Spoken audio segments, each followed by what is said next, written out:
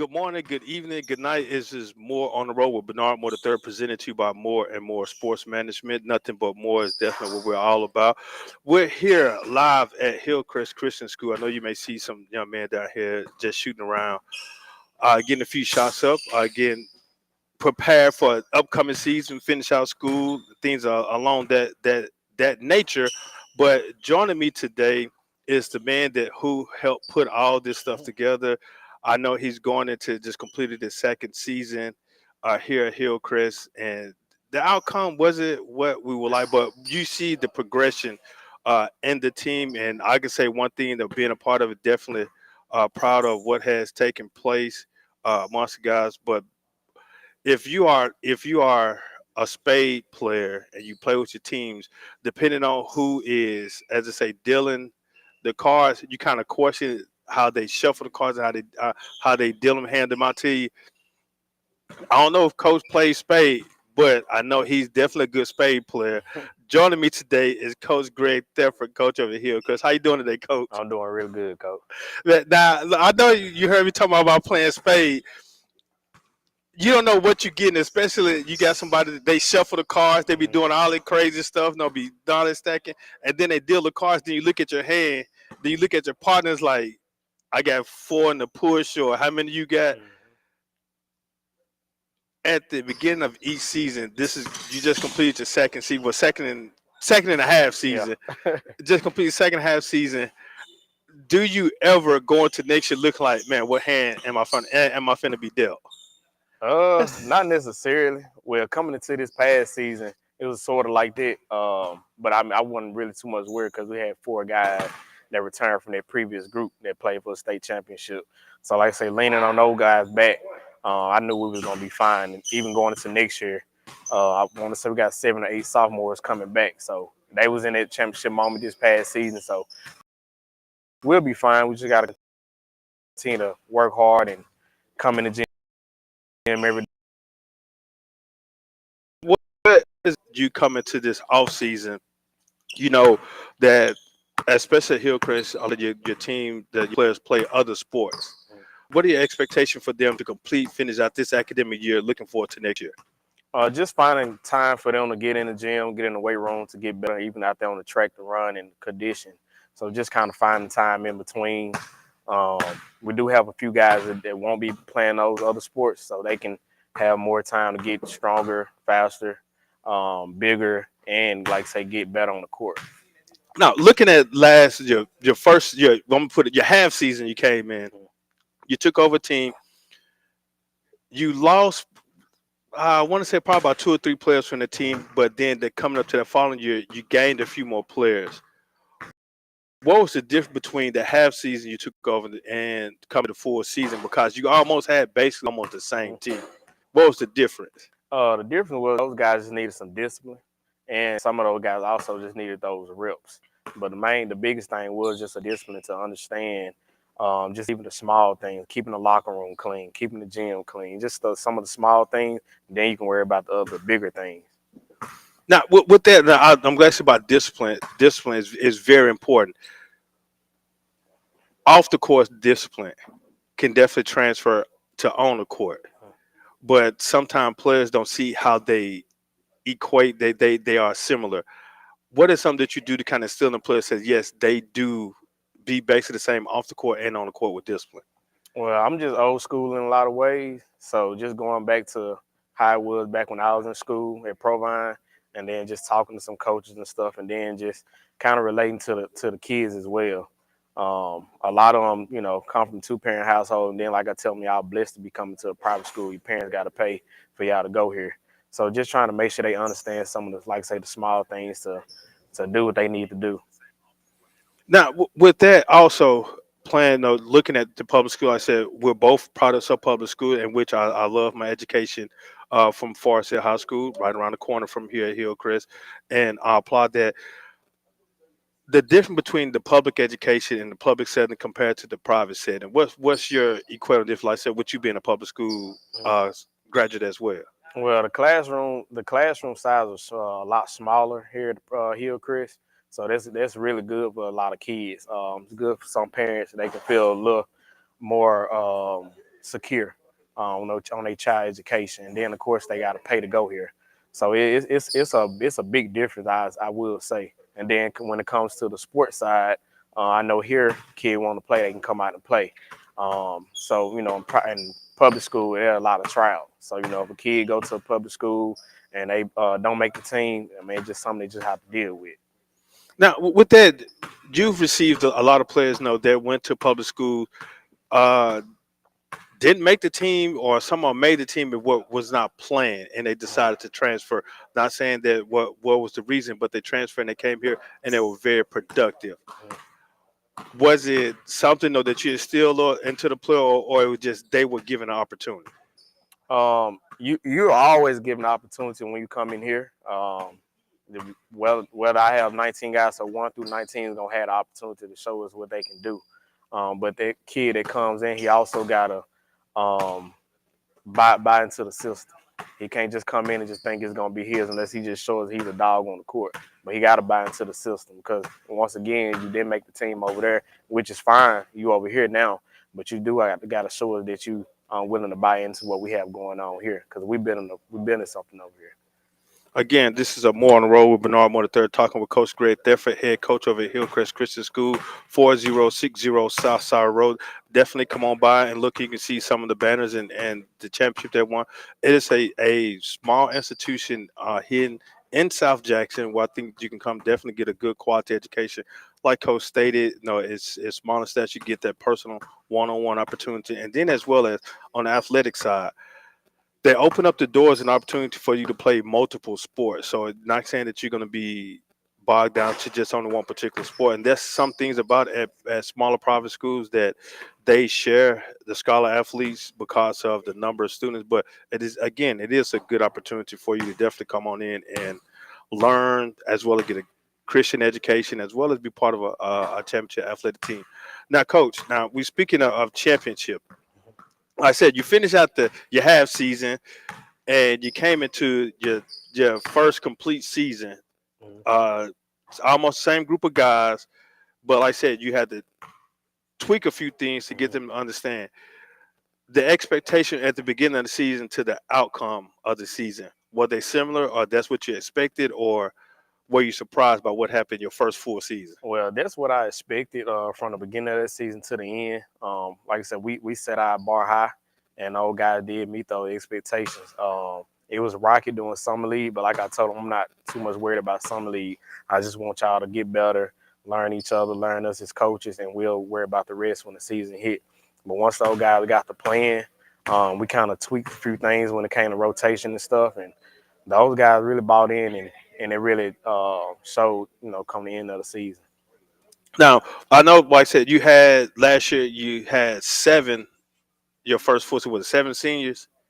6. Six. Yeah. And now I'm gonna say this. Now I'm stepping on coach. So like I said, I was the junior varsity coach, and we were runner ups in our district championship, and I lost seven guys that transferred over up to varsity this past season, and you can see what took place. Like I said, we were district champs for varsity, as well as the district runner for junior varsity. So the teaching is there. Not trying to brag and boast about himself, but coach came in with a system, and he shared it with me, and we just brought both of our kind of ideas and together, and we developed what we developed. Now it's still something we're still trying to get over that hump of winning to go ahead and host the Class 3A championship. No, it is there, but coach, even the first season, your first full season, you played for the 3A championship. How was that? No, you went through the challenge of playing in the district, was successful, undefeated in the district, and then going and defeating South State, and then came over to meet West Memphis for the championship.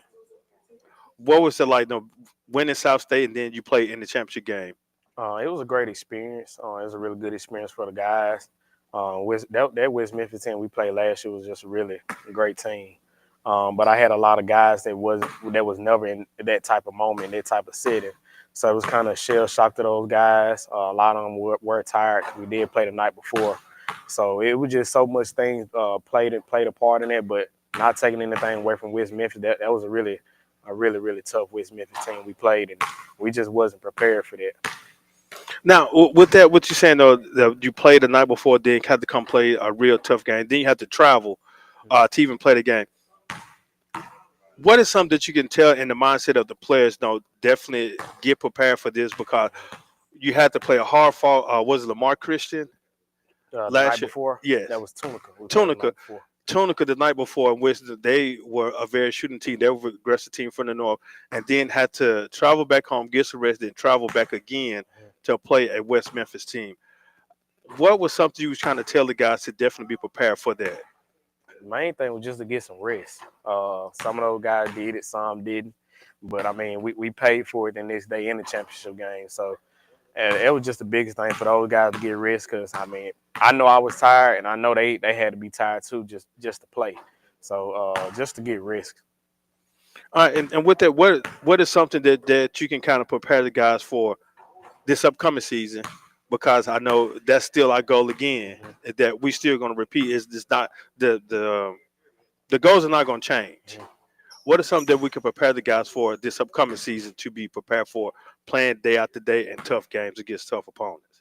Just to understand that we will, like you say, play those tough opponents, and just to know there's a target on our back. To bring back 7 to 8 guys from this previous team, and out of those 7 to 8 guys, maybe three or four played and played some great minutes. And I want to say one of them is a starter. One of those sophomores is a starter. So just getting those guys to understand the target on our back, and then we move into a new district, the district we crossed with the past 2 years. So we just got to understand that we have to put in the work and continue the success that we have going on at Hillcrest. All right, now I know being at a private school, you don't know what expect of players or new students or transfer students you may get in. With the current roster right now that you have, are you looking saying that we can repeat or even be even better than this previous season? We can repeat and we will. Like I said, we just have to put in the work because, like I said, the old guys just coming back. They were in that moment, and just talking to those guys, they didn't like the feeling. Just to be right there, knowing that the game is ours, and then in the blink of an eye, it's gone. Those guys are really hungry. Like I said, we got 3 guys in the gym right now working out. But with that group, we returned 3 starters with that group. One is currently an 8th grader, another one is currently a sophomore, and another one is a junior as of right now. So I think, like I said, we're going to get back to that state championship game. We're going to actually win it this year. All right, now with planning it again this year against West Memphis and watching the game, you went into overtime, you fought back and went into overtime. Even some of the fans and officials thought that number one made that shot, that buzzer beater. Everybody thought the game was over, but then you went into overtime. What was the mindset of the players? No, they were fought hard again, still had to travel, fought hard, but then got down to a buzzer beater opportunity.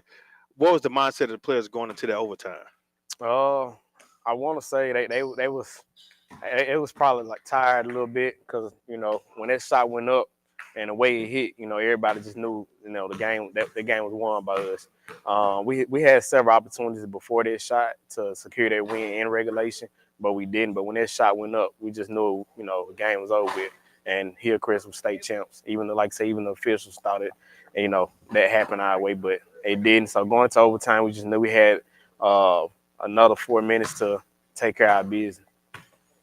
Again, this is More on the Road with Bernard Moore III, talking with Coach Greg Thedford of Hillcrest Christian School.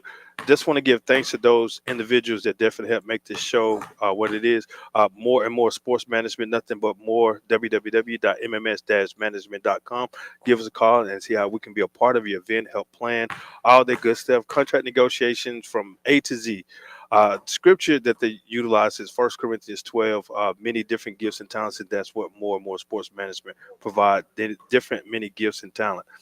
Talking Sports live every Wednesday at Full Moon Barbecue in Madison, Mississippi. I join Rob J, Jamie Horton, Larry Nix, myself behind the scene as we talk sports, eat barbecue, and have a whole lot of fun. So join us every Wednesday at 1935 Main Street in Madison, Mississippi, or you can log on to the website Talking Sports Live, Facebook, TS Live MS, YouTube, Twitter, X, or whatever you want to call it, as well as Instagram. If unable to catch any of the shows, tune in on 35 The Lou Sunday nights at 10 p.m. To rewatch the show. And I want to thank the Best Little Porkhouse in Mississippi, 1935 Main Street, Madison, Mississippi, Full Moon Barbecue. Give them a call and place an order at 601-853-1712 or contact their catering department 601-466-7713 for 10 meals or more. Contact the catering department to place an order. Let them know that you heard it on More on the Road. They may throw you an extra cookie or something. Monique's Dessert Boutique LLC, Purple Velvet Bakery at yahoo.com. Look them up on Facebook as well as Instagram. Cookies, cakes, cupcakes, muffins, oh my. Monique's Dessert Boutique. Hillcrest Christian School, one family, one faith, one future, 4060 South Sour Road here in Jackson, Mississippi. Give them a call at 601-372-0149 to schedule a visit. Come out and take a look at the championship trophies that we've won, as well as the other ones that we're looking to put in more. Now, talking with Coach to say we have to build us a little trophy room for the trophies that we've won thus far already. We've won 4 or 5 out of the 2-year span that's been here. So that just speaks for success for itself again. Hillcrest Christian School. Also, Defining Moments. Tune in locally, 104.3 FM at 11 a.m. Central Standard Time on Tuesdays and Thursdays for Defining Moments with Larry Nix. So tune in, log on to Facebook live stream as well as YouTube, Defining Moments with Larry Nix. Again, we're here at Hillcrest Christian Schools. I know you probably hear the basketball bouncing around. We got a few players up here working out. Again, this is what it takes to be the best, is that you're here working out during the off season instead of trying to get better and to perfect the craft which you're looking to excel in. Also, there's some very good scholar academic athletes. I know 2 of them. One of them is on the high principal dean's list, and the others are there on the honor roll as well. So they have some good academic scholarship also. But again, we're talking with Coach Greg Thedford here at Hillcrest Christian School. Coach, now back-to-back district champs, back-to-back Class 3A runner-ups. Play in the overall tournament this past year and defeated Claiborne and ran up against Jackson Prep. What was the difference compared to last year? Lost in the open round to Oakwood. Then this year you advanced. You took a step farther. What was the difference in this year and compared to last year's team? Well, I think after that state championship game this year, a lot of guys were down, but we had another opportunity to play and win a basketball game. So that was just kind of a little hungry for that, because like I said, that loss hurt. And so to go into that Claiborne game, the guys just really wanted to get another win. And then, like I said, going into the Jackson Prep game, we knew that was going to be a big game for us. Jackson Prep is a phenomenal program. So, I mean, it was mainly it. Well, what did you think about the fan support? I know you had the fans; they followed us everywhere, even in the boondocks of Louisiana, which I dislike them trips though. But the fan support. I mean, it means a lot to those kids. So just have that fan support from the parents, from the administration team, teachers. Like I said, that means a lot, to those kids, and that's something you need at a school. I mean, we're a winning program here, so why not, come support the kids? What is something that I say, if Coach said, if I can put my hand on right now, is going to get me that championship gold ball? Man, it's tough. I mean, that's a good question, but I mean, it's just tough, Coach. Like I said, we had it this past year and just got away, so I'm still trying to think on how we can just go ahead, grab it, and secure it. Now I know when you return it, you're losing 5. Wow. 2 are major contributors for points and rebound, as well as defense. What are you? Do you see someone that's gonna fill that spot? I know it's gonna be different ones because no, the two major contributors losing. There's your two leading scoring and 2 leading rebounding, and then 2 good defenders. Do you have someone that's gonna fill those spots individually? Like I said, you would like to have Right. 1 or 2 or 3 to fill all of them. Right. Do you have someone that you feel that's from last year's team that's gonna fill those spots? Going into next year from this past season, I think we as a team gonna have to fill those spots because, like you say, two of those seniors are two leading scorers and two leading rebounds. I mean, it's bulk of our points and rebounds. So as a team, because we'll be a whole lot smaller next year too compared to this past season. So we as a team gonna have to contribute to be just as successful next year as we were the past two seasons. Now, losing those two, did that hurt? I know you enjoy coaching them because you coached them both of the years that you were all the years that you were here. Losing them, coming to that senior year, the last game, do you feel like, man, I'm gonna miss them, but I still got to play? Yeah, because I mean, I wanted to continue to play. Of course, the season already felt long. We played 31 games, being our last game. But I mean, anytime you get a group of seniors like that, you want to continue to play. But also, their time expired here. So I mean, you just got to get ready with the next group and continue to work. Are the guys that the upcoming class, they looking forward to filling those voids? I know, Coach. No, I know we're gonna ride them, but are they looking forward to the hard work that they finna get into? Oh yeah, they was talking about it the next day. I mean, they wanted to go ahead and get in the gym. Like I told them, I said, y'all gonna get y'all a break. And so we played 31 games this year. So just go ahead and get you a break. And it's gonna be a time when we're gonna get back in the gym and put in that work. Right. How is it important for guys to be in the gym now, especially during the off season? Oh, it's very important. Basketball year-round sports. I mean, just to get in the gym every day, take a day or two off each week to rest. But I mean, it's very important because a lot of kids now don't work on their game. So I mean, it's important to get in. Now, with that, I know with a lot of summer league is coming up, and a lot of kids playing AAU basketball. Now, not trying to knock AAU because I know that you were AAU coach. You had a couple AAU teams as well. What's the difference of the playing style compared to the AA coach? I mean, AA playing AA circuit basketball, than playing your more structured high school basketball. Well, to me, you kind of said it. High school is a little more structured. Um, you don't necessarily have a team full of kids that just can go play. High school, you have some kids that's not as good as the teammates or not as good as the opponents. But AAU, you can kind of handpick here and there, sometime. And then in AAU, the game is a lot faster. And then even with the officials, you kind of let them bump a little bit more than you would in high school setting. So, I mean, it's a big difference to me. Now, I know what you said about how the AAU officials kind of let them play.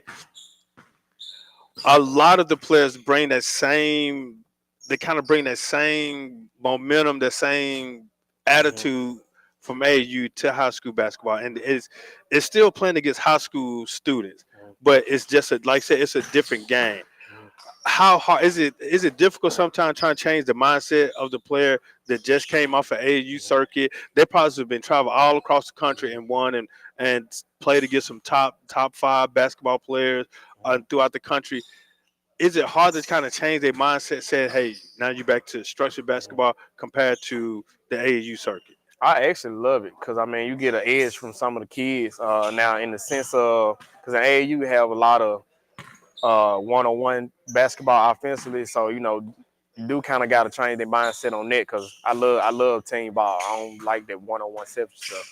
So I mean I love it. Like I say, because the kids got a little edge, especially on defensive end. So playing against some of the best kids, in the state, in the area, the region, or whatever. Then you come back here, like I said, to have some kids that's just okay, and like you say, you have some kids that don't even touch the gym, but dress out in the school uniform, and we have to play against them. So to have those kids to play all summer is great.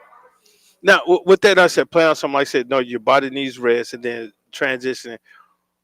Which is more important, a good offensive player or a good defensive player? I'd say a good defensive player. It showed with us this past year. I told this previous group we'll be better defensively than the group before them.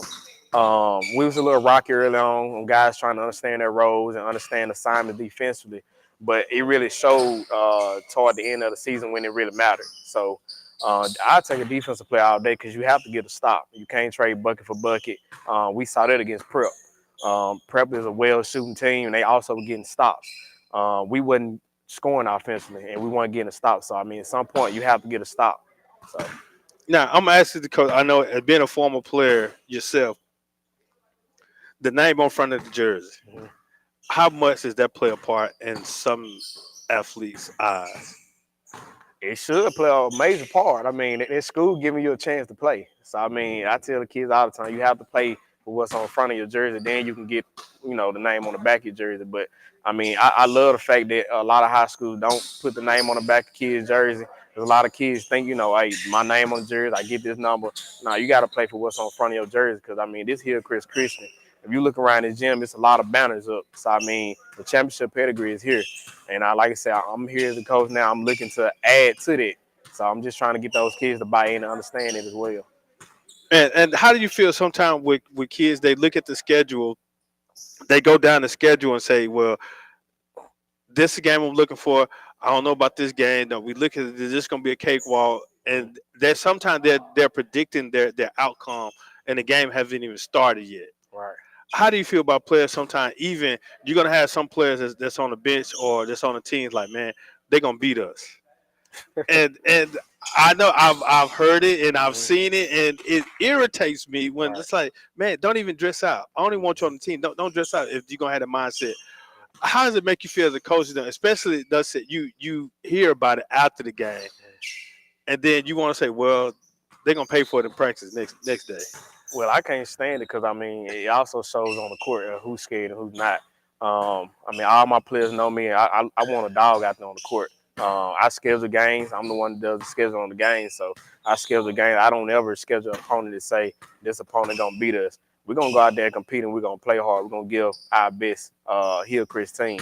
Um, so when I hear it, see it, like I say, it shows on the court, but I also address it at practice the next day as well. Now, let's talk about fundamentals of basketball right now. A lot of kids really don't. A lot of athletes really don't start playing until their latter years. Like they get into late eighth grade or then start probably high school sometime. How important is it in elementary to start developing your game? It's very important.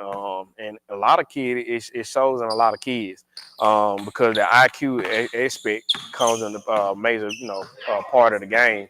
But just to be able to dribble the ball, shoot the ball, it shows who been doing it and who just started doing it. So it plays a major part in your basketball development. Not saying that a kid at 11th grade can't turn into something because I mean it's proven over the years in the history of the game, but it helps if a kid can start early on and then just develop over the years. Now, I know we had quite a few players that we was kind of questioning their talent, but we see the progress because I know a majority of them were with me at junior varsity last year, but I saw the progress. How does it make you feel as a coach? You see the progress, the progression of some of your players. You looked at when you first saw them, you were like, ugh, kind of questionable, but they came in and did the work to get better. You still had to put your foot on the neck a little Right. bit, but you see that then the progress.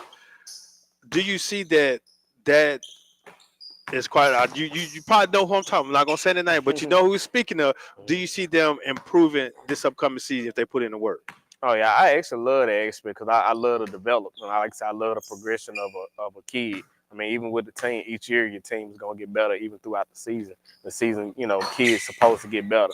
If they don't, then something wrong. But even just like this past year, from the Hillcrest team, you saw the beginning of the year to the end of the season, you saw a big jump, big improvement. Beginning of the year, you wouldn't think we'll be in the state championship game. End of the season, we lose the state championship game by one overtime. So I love to see the progression, development of the kid. And the same thing with the kid individually. Just like us next year, eighth grade point guard right now, AJ Thompson. He's a really good kid. Ball player on the court, off the court, 4'8" eighth grader. Just to see, I'm actually ready to see what he would look like as a freshman on varsity next year. Coach, now you know I'm a fussy now, coach. You taking all my player. Like now, like I said, I'm the spade player. The Delta has like, man, now how am I gonna play this hand? Last year I was kind of skeptical. I was like, man, what type of team we gonna have? But we again still run up district. This year I was like, man, he took out a lot of my good players, and some of those players they came to varsity and they contribute. Like, man, I wish I would have had you last year. Like this the way you are now. I'm the same way this year, coach, because I don't know what hand I'm gonna be dealt. Yeah. So, and that tells the type of kids that we have here, that those they're gonna try to definitely come in and put in the work, and that they're wanting to learn. But I know some of them may be upset because what we think we picking on them fussing. Nah, I think it's just about coaching. What is your expectation for this upcoming season, varsity and junior varsity? Well, I start with JV in there first. Well, like you say, it's you kind of up in the air on what JV will look like next year, just because of the age group Yeah, of JV. I want to say 5 or 6 of those guys will be moving up to varsity yeah. from JV. So, just with what you're left with, it's kind of tough to know what you'll look like going into next year. And then with varsity, it's still kind of the same. The expectation gonna always stay the same. I'm not gonna lower it for nobody that comes into Hillcrest and play basketball while I'm here. But just to think about what we would look like, it's kind of up in the air too. We're gonna put in the work. We're gonna work hard. Anytime you step on the court with Hillcrest, you're gonna get our best. But like you say, to have so many young guys, I want to say we got 7, 8 sophomores, one junior on that team coming back. And as of right now, unless somebody comes in, Darius Barnes will be the only senior next year. And out of those sophomores, what, 3, maybe 4 played this past season. So to get those guys into the game next year, of course, the game is a lot faster. Even a lot of them mentioned it this year when they did get those minutes. The game was a lot faster for them. So just going into next year, just trying to, like say, train their minds, the game, to understand, like, hey, end of the day is basketball. We'll take care of our part as coaches, so make sure you understand and you calm enough to go take care of your business on the court. Now, coach, I know as a coach, and I know you're a film junkie. Now, you stated you're a film junkie. How frustrating is I know you don't have a lot of hair on your head now, coach. They will make you want to pull your hair because it does to me. I don't have a lot of hair. You watch film, you break a game, you get a game plan about what your opponent is going to do offensively and defensively. Who are the players that does this? Who's excel at this, at rebound and shooting? You prepare your players for the game plan. I know basketball you're gonna play at least 2 or 3 games a week, and so it's constantly real quick, and you have very little time to really get a game plan down because you want your kids to definitely make sure that they're getting an education as well as getting rest and get prepared. How frustrating is it as a coach is you come out with a game plan, you know exactly what your opponent is going to do. They come out and do it, and you tell the players what to look for. You put them in position and what to expect, but they fail to follow through. And the outcome sometimes it varies. The outcome varies. Sometimes you can blow them out, or you can win close, or you lose. How frustrating that is as a coach. Well, it's very frustrating because I am a film junkie. I watch film all day and night just to try to make sure we are prepared, you know, for any opponent. But also, the game is about adjustments. That's what coaches do. They make adjustments. So we can't play for the kids. You can, like I say, you can only give them the tools they need, but you can't make them go do the job, the correct way. So, like I say, it's about adjustments. So we just try to make adjustments when we need to, in order to win the basketball game. I know it irritates coach. I know it's frustrating. It frustrates me. I'm gonna be honest with you. It does. It frustrates me. The kids, especially this some of the generation kids, they know the game, but they don't know the game. Everybody wants to make it to the NBA. I have no problem with that because that was my aspiration to make it to professional. But there are steps that you got to take, and the game is not played the same from each level. From Pee Wee League, from elementary, first and second grade, they let you run up and down the court like you run the football. They're not gonna call trial, but they kind of educate. Hey, dribble the ball. The official would kind of teach you the game along. Compared to late elementary, you getting more better into it. You play your man-to-man defense because you're not teaching zone yet because they don't quite understand it. Then you get to middle school, you get it more in IQ basketball. Get into to really know what is going on. Then you get in high school, it's really more structure. Then that's when your talent is excelling. But then you get to college, you playing against some very talented player.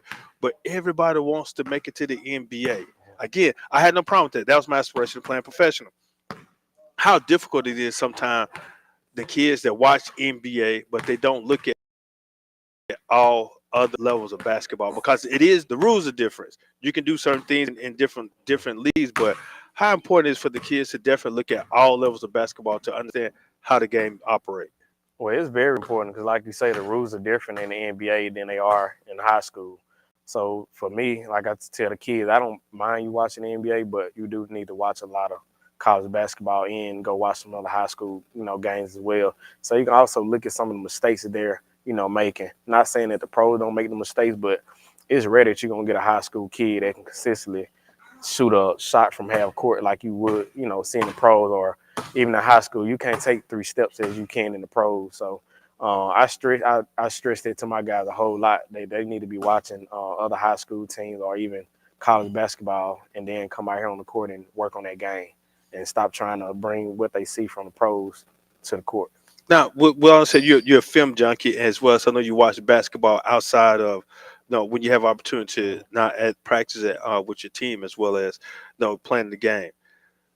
Do you watch other high school, others? I mean, even watching basketball, do you pick up, plays or ways of doing certain plays, or even if you have a play, you say, hey, that's kind of like how my play operate, but then they kind of got a little twist to it. Do you observe other coaches how they coach and how they handle situations as well while Uh, you're watching the game? High school wise, I do, and only because they dealing with other 14, 15, 16-year-old kids like I am. So when certain situations occur, I need to know and understand how they would go about it, so I may need to adjust and do this. But so far, when it comes to plays and stuff like that, I look at a lot of college because I do have guys that want to go play college basketball. So I try to pull some stuff that I learned from college into here, and then for me, I can make the adjustments so we can get a step ahead of our opponents, because a lot of coaches in high school aren't doing it, or a lot of players aren't ready for that. But when we come here with our guys, I try to make sure our guys prepared for those situations and moments and stuff like that. Now, with like I said, you bringing the college aspect down to high school, how receptive sometimes are the high school players, especially the younger ones, compared to what you've seen that a college coach do, and you see how beneficial it was. Then they bring it to this, like, man, I don't know how to do this. No, how to do a develop do a nice good high screen pick. I mean, roll off a high screen. How receptive are the young guys to that compared to some of your juniors and seniors? I know which you've had for quite a few times, and you kind of instilled that into them. Well, for a lot of the young guys, it's tough starting out because a lot of stuff either moving too fast for them or just a lot of information. But we have enough time in the gym, and like I said, we as coaches, it's 5 of us on staff, so we try to make sure all the guys understanding everything that's going on. Like I said, if they can't just grasp it right then, we'll push them to the side, talk to them, and then they also watching and seeing what's going on the court. But even last year, well, my first full year group, when they started looking at some of the stuff, they didn't necessarily believe it at first, because a lot of kids now is one of those show me type generation. So they actually had to see it work in order to buy in and believe it. So once they actually saw it working, it's like, oh yeah, coach, we like this. Now, with some of like I said, they don't understand fundamental basketball. I see talent. Talent is everywhere. You have talent, but trying to tweak it to where it can fit fundamental. Sometimes the kids the athletes, they don't receive it very well. They think that you're trying to change their game. What is ways that you kind of have to work with some of your talented athletes to say, hey, let's work on skills, do it this way because this will make you a better overall player. Well, I can't speak for all kids, but just the kids we have here, Chris, it's all about just the mental part of it. A lot of them just got to believe that they can do certain stuff, because a lot of them don't. We actually have 2 players here just like that, Braylon Moore and Christian Wade. Both of those kids probably got the best 2 skill sets here at Hillcrest. But it's just trying to get those guys to believe and understand that they can do certain stuff, and then you can go work on this, you can go work on that. But do what you do well, and then we'll slowly progress on working on something else. But like I say, just that mental aspect of getting them to push forward and do what they do well. But the mental aspect, I know that's definitely a major part in any type of athlete, especially some of your athletes that are very talented. What are ways that you can kind of help them develop mentally? I know some people say I don't have to bring in no psychologists because they don't understand basketball. Sometimes it's not just about the game of basketball. Like I said, it's the way that we think and operate. what are some ways that you have picked up to kind of help the kids, help the athletes to develop themselves mentally to say, hey, well, coach said that I can do this. I see that I can do it. I know I can do it, but now I need to go ahead and do it. Mhm. Well, the first thing and one of the biggest things is just make sure that the kid understands and know that you believe in them. And that's one thing we do here at Hillcrest. We make sure that they understand and know that we do believe in them. We give them the opportunity to go out there and show it and do it. So, I mean, if a kid understands that and know that, and you keep telling them and and pushing them forward, it'll eventually come out. It's just a matter of time when. Yeah. Again, this is more on the road, Bernard Moore the third. We're here at Hillcrest Christian School, 4060 South Side Road, talking with the district class. What's the class? District something coach of the year, with player of the year, defensive player of the year, and a couple of first team all district players and conference. Um, Got have a few guys to get some work in, but definitely I want to thank our supporters here at Hillcrest. Like I said, I'm a part of the Hillcrest basketball program as well. I want to thank them for their support. And you see, we have a few guys who are getting a little work in. It's all about getting that work in. Now I know if wherever you are, I know you may hear a little storm, but I said it's windy outside. We got some high wind advisory here in the Jackson metro area. So if you're out there, be safe, be careful, take cover, all that good stuff. But definitely sit out and enjoy and have fun. So again, we're here talking with Coach Greg Thedford, head coach here at Hillcrest Christian School. Coach, let's talk about the girls. I know you're not the girls coach, but I know we do work hand in hand with the girls. What improvement you saw out the girls for that? So this is Coach going to Coach Wilson, sexy. I know she probably gonna talk about it because I said you interviewing Coach Greg. Why you didn't bring me on? Coach? I'm gonna get you on soon too, Coach. What is the improvement you see different in the girls from last year to this year as well? Uh, just that a lot of the girls that's playing now, they want it. They want to play. They want to get in the gym to get better. And but the biggest thing with them, they just needed the reps. They're a very very young team, and also they're a very young team playing varsity basketball games. So just those girls getting the reps was a major part for them. So I mean, the more you play, the better. I mean, the better you will get. So, Coach, I know we've asked this question before, Coach. What are some things that you need as a coach and as a program to help take this program? Now, I know we could look around gyms like 2000 Class 3A champion, then Class overall champ, 2001 Class 4A, no, excuse me, Class 4A champion, overall champs in 2000, as well as 2001. That's back-to-back overall champion, Class 4A champion.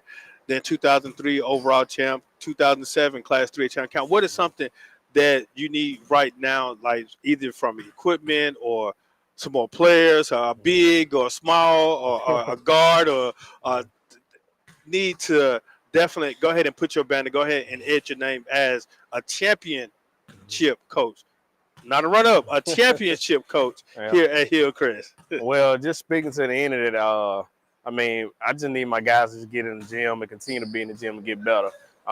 More players are needed just because we're a small school. So, as of right now, like I said, my sophomore class is our biggest class. So, once those guys leave out, it's going to leave you with a handful of kids in each grade. So, of course, more kids are needed. Equipment wise, basketballs are always needed. New basketballs, but just like I said, the biggest thing just for my guys to get in the gym and stay in the gym, rest their bodies, and watch the game.